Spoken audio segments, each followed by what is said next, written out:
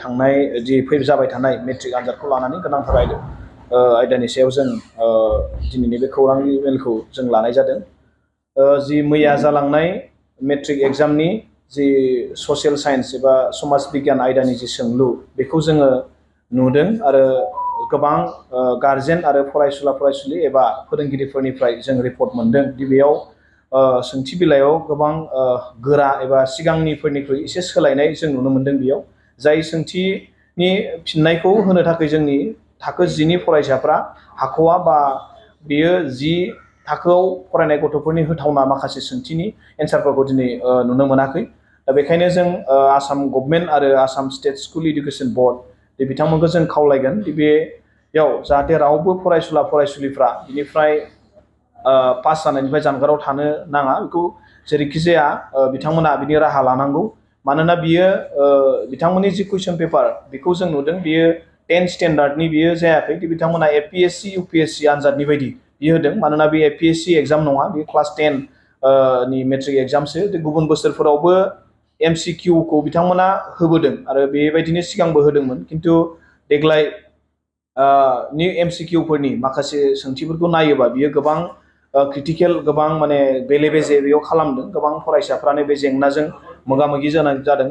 आरोबाव जों सुलुंनिफ्राय जों मिथिना मोनदों, रिपर्ट मोनदों कि बेयाव माखासे माने आनजाद मिरुफोराव बिथांमोना गुबुन समफोराव 5 मिनिटनि सिगां बिथांमोना आनजादाव हाबनो होयोमोन। खिन्थु मैयानि समाव बिथांमोना आधा घन्टानि सिगां 30 मिनिटनि सिगां बिथांमोना हाबनो होदों। दा बेयाव जों सन्देह जादों कि 30 मिनिटनि सिगां हाबनायनि सिङाव मा दङ, ना बिथांमोना सिगांनो बेबायदि खालामखानानै दिनै बिथांमोना बेबायदि खालामदों। दा बेखायनो जों खावलायदों दि सासे जोंनि फरायसाफ्रा बेबायदि खुनु पयदे जोंनि फरायसुला फरायसुलिफ्रा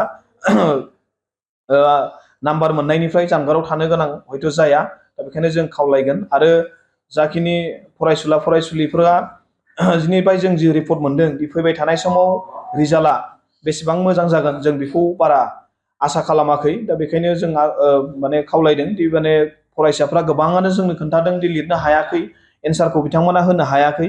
दा बेखायनो जोङो माबायदि रिजाल्ट जागोन बेखौ जोङो एसे सन्देहजनक जादों। दा बेखायनो जों आसाम गभर्नमेन्ट आरो आसाम स्टेट स्कुल एडुकेशन बोर्डखौ जों गले गले खावलायगोन दि बिथांमोना बिनि गोख्रै माबा मोनसे इनिसियेटिभ एबा राहा लानांगौ आरो जोंनि फरायसाफ्रा जाखिनि जेंनाजों मोगा मोगि जादों दा बै जेंनानिफ्राय बारग'नायनि राहा बिथांमोना जाहाथे होनांगौ। जों दुलाराय बर' फरायसा आफादनिफ्राय जों बेखौनो खावलायो।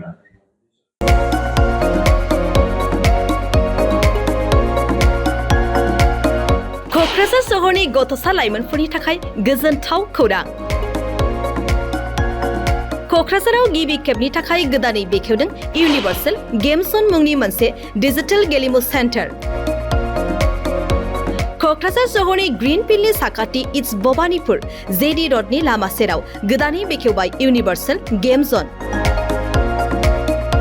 गोसो गुदुं गथ' एबा लाइमोनफोरा बे गेम जनाव फैनानै रंजानाय लाफैनो हागोन। गोदानै बेखेवनाय बे इउनिभार्सेल गेम जनाव गुबुन गुबुन रोखोमनि गेमफोर जेरै horse riding, claw', machine, virtual reality, hammer, air hockey, pirates, frog, माग, shooter, bike racing, car racing, basketball, punching बायदि बायदि गेलेमुनि रंजानाय लाफैनो हागोन। बेनिखायनो गाव गावनि गथ'फोरखौ गोदानै बेखेवनाय बे इउनिभार्सेल गेम जनाव दान्दिसे सम लाबोनानै गुबुन गुबुन रोखोमनि गेलेनायनि खाबुखौ बाङायल' फिस होनानै रंजानाय लाहोनो हागोन।